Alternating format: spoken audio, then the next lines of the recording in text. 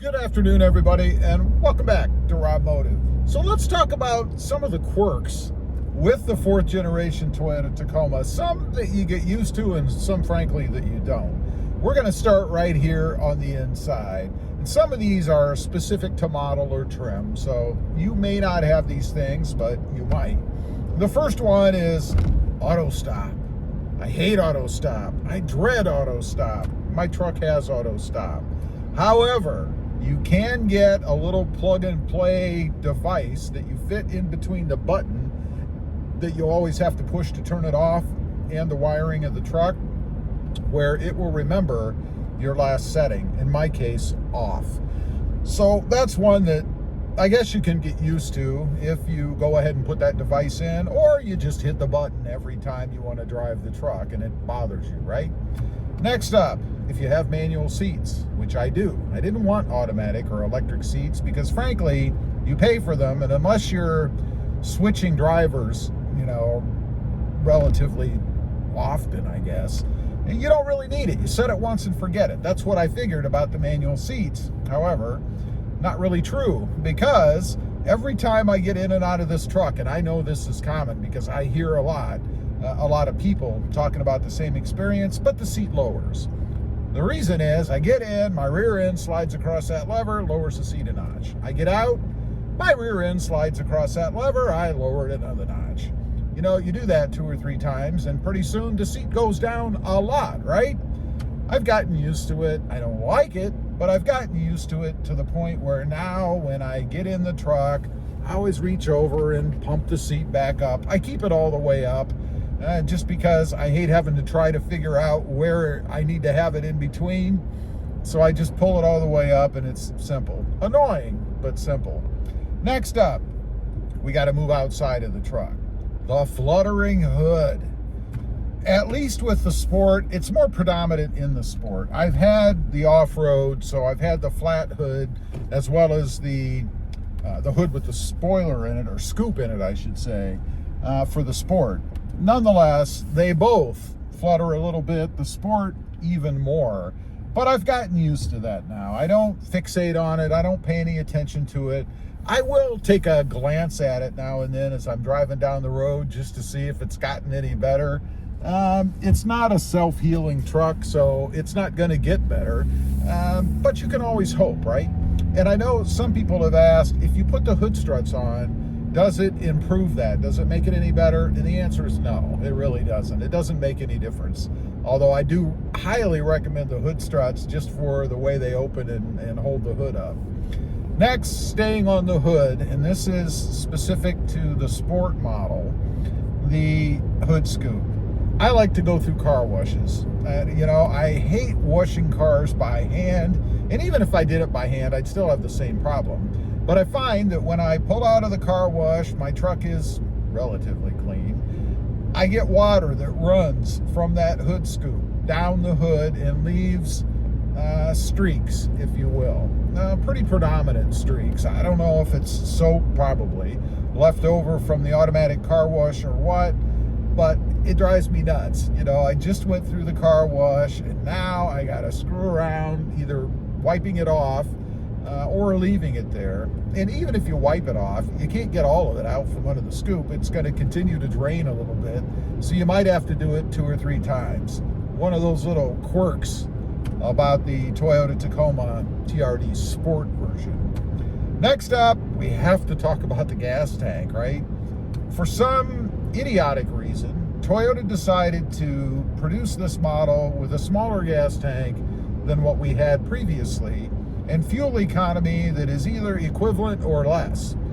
And that, of course, means you're going to go to the gas station more often, right? Right now, I'm getting about 17.4 miles per gallon. I'd say that's about in line with what I always got with the third gens, the V6s. So it's not that the fuel economy for me is horrendously worse. However, the tank is smaller. Doesn't bother me a whole lot. I mean, if I'm being honest, I have 2 other vehicles that I split driving time with, and that's why the mileage on this truck is pretty low. I take some flack whenever I mention how many miles are on the truck, which, by the way, are 2,095. asking me if I ever drive the truck. Don't you ever drive the truck? I do, but I drive 2 other vehicles as well.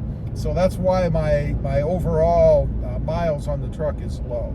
But yes, the gas tank definitely could be bigger for sure.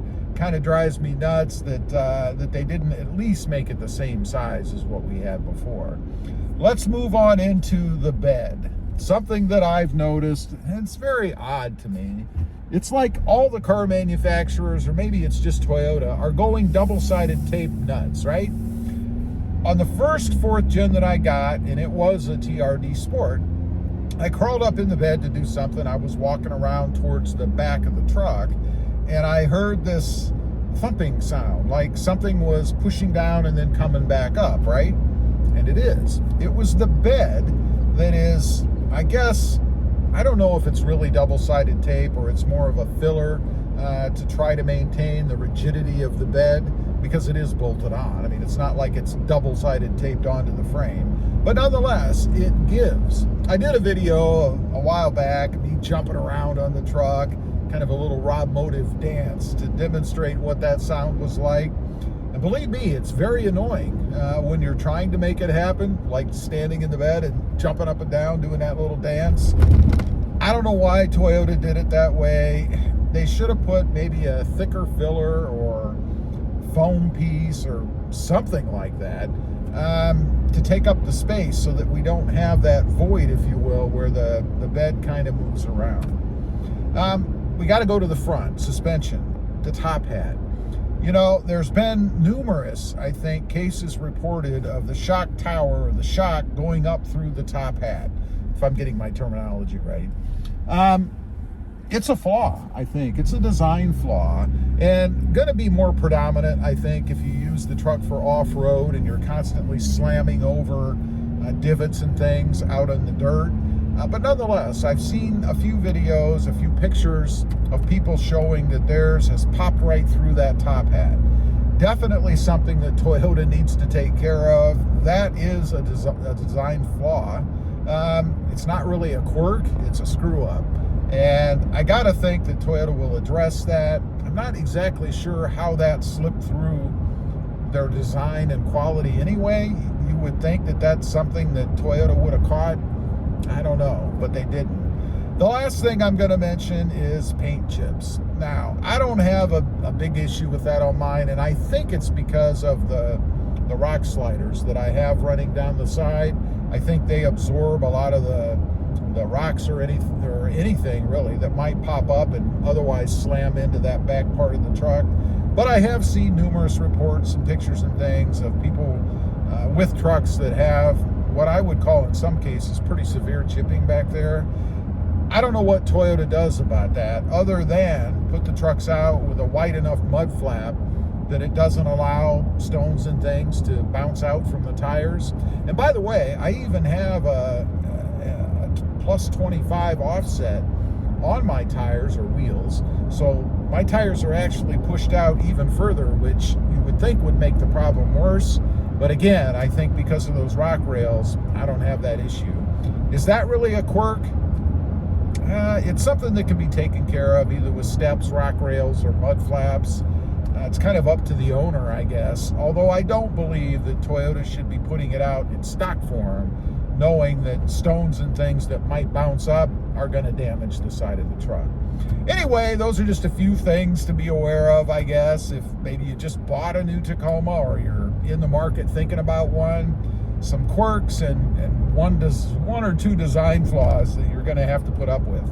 Leave a comment. Let me know if I missed anything else. I'd be curious to know. Thanks for watching. Stay safe out there.